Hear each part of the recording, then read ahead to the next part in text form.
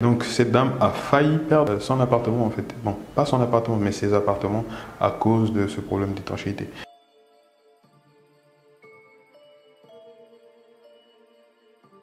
Bonjour les gars, j'espère que vous vous portez bien. Je suis Serge Gilberly de Alpha Accounts. C'est un grand plaisir pour moi de vous retrouver.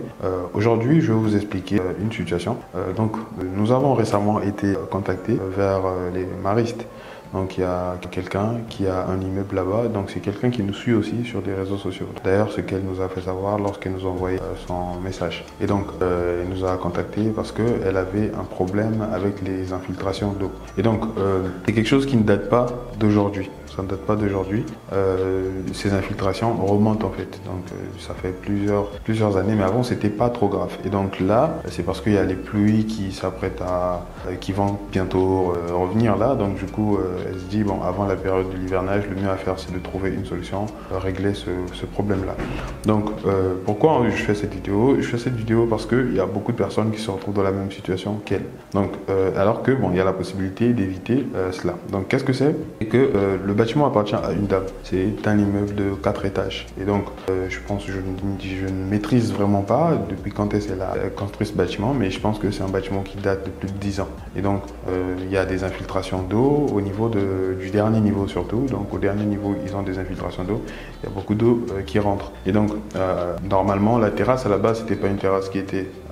c'était une terrasse qui était accessible, mais on n'était pas censé aménager. Finalement, ils ont aménagé la terrasse, tout était bien fait. Mais malheureusement, quand ils ont aménagé la terrasse, et donc ce qui est devenu la toiture, lorsqu'ils réalisaient ça, ils n'ont pas eu à mettre l'étanchéité. Et donc ils ont juste mis une chape, je pense ils ont mis le carrelage dessus, mais il n'y avait pas d'étanchéité. Et donc ce qui fait que lorsqu'il y avait des pluies, et que l'eau n'avait même pas la possibilité de couler directement parce qu'il n'y avait pas une bonne pente, et donc du coup cette toiture retenait de l'eau. Et donc, à force de retenir de l'eau, l'eau a commencé à pénétrer petit à petit. C'est que ça a pris du temps avant qu'elle le découvre. Et donc, ça a pris du temps, l'eau a commencé à pénétrer petit à petit. Et ensuite, ceux qui habitaient ont commencé à constater que le plafond commençait à changer de couleur. Donc, les enduits que vous voyez là, en haut, ont commencé à changer de couleur et il y avait des taches. Il y avait comme de la moisissure, ainsi de suite. Donc tout de suite, bon, ils n'ont vraiment pas fait attention parce que eux, ils se disaient que c'était même peut-être, c'était juste l'humidité, tout ça. Bon, certainement, et voilà. Donc ils ont attendu longtemps avant d'informer le propriétaire. Et finalement, quand le propriétaire a été informé, parce que eux, ça devenait dérangeant pour eux, la maison devenait presque invivable. Et donc du coup, la dalle avait pris beaucoup d'eau.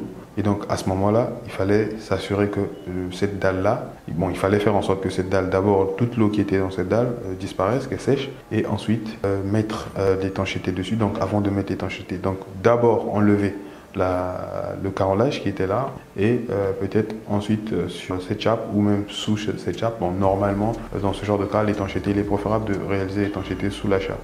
Parce que si vous mettez l'étanchéité sur la chape, vous devez encore mettre une autre chape encore pour le carrelage, ça fait que l'épaisseur en fait de la chape sera trop importante. Donc il est préférable dans ce genre de cas de réaliser l'étanchéité sous la chape et ensuite vous mettez la chape puis vous mettez le carrelage directement, la chape sera en contact avec le carrelage. Donc là je parle de la chape de pente en fait. Donc c'est un peu ça, la forme de pente j'allais dire. Et finalement bon, on a vu ce qu'il y avait à faire et donc on a réglé le problème et voilà. Donc moi, je faisais cette vidéo pourquoi? C'était juste pour vous avertir en fait que si vous avez des projets de construction, ou vous voulez construire pour vous ou encore vous suivez les travaux pour des gens, il faut vraiment faire attention avec l'étanchéité. À la base, c'est quelque chose qu'on néglige. On ne sait pas que en réalité, dans une maison, moi je suis sûr et certain que s'il y a quelque chose qui peut faire en sorte qu'on déteste une maison ou qu'on ne veut plus habiter dans une maison, c'est l'eau. Donc, quand vous avez un manque d'eau dans une maison, sincèrement, c'est-à-dire vous n'avez aucune envie de rester dans cette maison-là. Moi, je pense qu'une maison sans électricité, on peut passer une journée, 2 journées dans une maison sans électricité. Mais une maison sans eau, c'est assez difficile en tout cas de rester dans une maison sans eau. Et c'est vraiment difficile parce que vous avez peur de salir, vous avez peur de manger parce qu'il faut nettoyer, vous avez peur de tout faire. Donc, une maison sans eau. Et encore, une maison qui a de l'eau qui va dans tous les sens. Ou encore une mauvaise gestion des eaux en tout cas. Donc là, c'est déjà ce point-là où celui que je viens d'aborder avec l'étanchéité. Supposons que vous avez des pièces humides par exemple, mais qui ne sont pas étanches. Donc, supposons ici dans cette pièce, on est dans un bureau et au-dessus, par exemple, il y a une salle de bain sur cette pièce. Et si la salle de bain qui est au-dessus n'a pas reçu, donc si la dalle qui est au-dessus n'a pas reçu de l'étanchéité, tenez-vous tranquille, d'ici quelques mois, forcément, l'eau qui est en haut va commencer à traverser cette dalle et puis elle viendra nous envahir ici et elle rendra vraiment cette pièce-là invivable. Donc du coup, on ne pourra même pas rester ici parce qu'il y aura de la moisissure partout et des fois, ça peut rendre malade, paraît-il. Et c'est pas du tout bon. Et donc ça c'est avec l'étanchéité, mais après aussi un autre fait par exemple avec l'eau, l'évacuation de l'eau par exemple. Donc si vous avez des tuyaux qui sont percés par exemple, les tuyaux d'évacuation ou qui ne tournent pas bien, ça fait que dans une pièce on ne pouvait pas habiter dans une maison et voilà. Donc l'étanchéité c'est quelque chose qu'il faut vraiment prendre au sérieux. Faites vraiment attention lorsque vous réalisez vos bâtiments. Pour les pièces humides, les salles de bain, normalement, il faudra utiliser de l'étanchéité. Donc, dans un premier temps, il y a l'étanchéité liquide qu'on utilise. Et donc, vous mettez l'étanchéité liquide sur toute la surface, donc là où on met le carrelage. Et après, il y a ce qu'on appelle il y a peut-être, comment on appelle ça, une petite allège ou encore un remonté d'étanchéité. Donc, l'étanchéité va former en quelque sorte, vous allez former une cuvette en quelque sorte. Donc, il y a l'étanchéité que vous mettez sur la surface. Ensuite, vous faites des remontées d'étanchéité sur les murs. Donc pour que ça soit en forme de cuvette et que cette étanchéité puisse retenir de l'eau quand vous mettez l'étanchéité liquide d'abord. Mais ça dépend, il y a des étanchéités liquides où vous n'avez même plus besoin de mettre des chapes nues d'étanchéité. Non, vous n'avez plus besoin d'utiliser des rouleaux. Mais ça, c'est des étanchéités liquides qui coûtent assez cher. Bon, par contre, pour le Flint Coat, par exemple, je sais que le Flint Coat, quand on l'utilise en fait pour ce genre, pour les pièces qui sont humides, vous êtes obligé par la suite de mettre de l'étanchéité chape nue et voilà. Donc dans ce genre de cas vous mettez l'étanchéité liquide, ensuite vous mettez une chape nue et comme ça vous êtes sûr et certain qu'il n'y aura pas d'infiltration d'eau et donc l'eau ne pourra pas quitter la salle de bain pour descendre. Et voilà, donc toutes les fois que vous allez vous doucher, l'eau va directement aller vers le siphon. Si jamais ça traverse un tout petit peu, ça tombe sur l'étanchéité, ça finira toujours au siphon. Ou encore, elle va s'évaporer, et puis voilà quoi. Donc, par contre, si vous ne faites pas ça, vous laissez de l'eau rentrer directement, de l'eau tomber sur les carreaux. Les carreaux, vous savez, les carreaux, ils ne sont pas étanches. Entre les carreaux, il y a des joints. Et donc, l'eau va rentrer au niveau des joints. Donc, au milieu des joints, c'est là où l'eau va rentrer. Et ensuite, elle tombera sur votre dalle. Et une fois que l'eau tombe sur la dalle, bon, la dalle va absorber.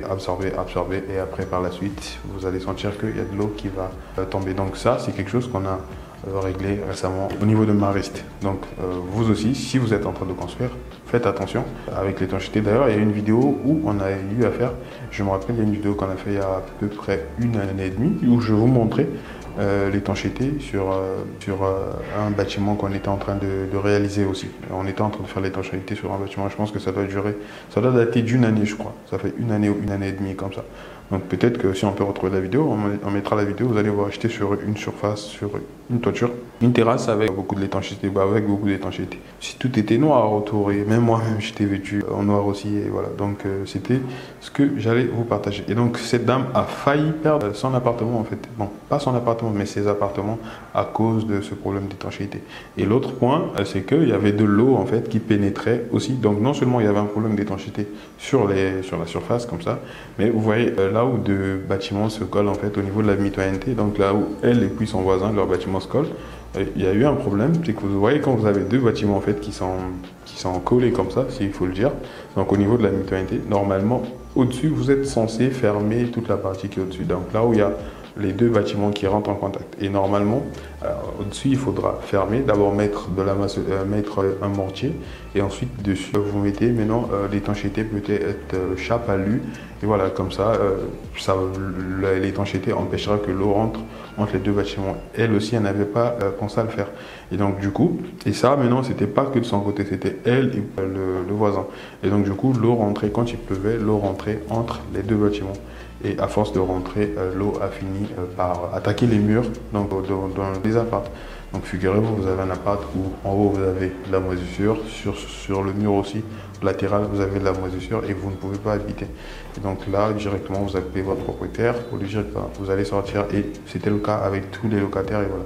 Donc là, finalement, comme on s'approche de la saison pluvieuse, donc il était important qu'elle règle ce problème. Donc c'était Serge Gilberly de Alpha Cons, je voulais partager ce problème avec vous. Donc vous aussi, si vous êtes en train de construire, faites attention avec l'étanchéité. Merci, peace.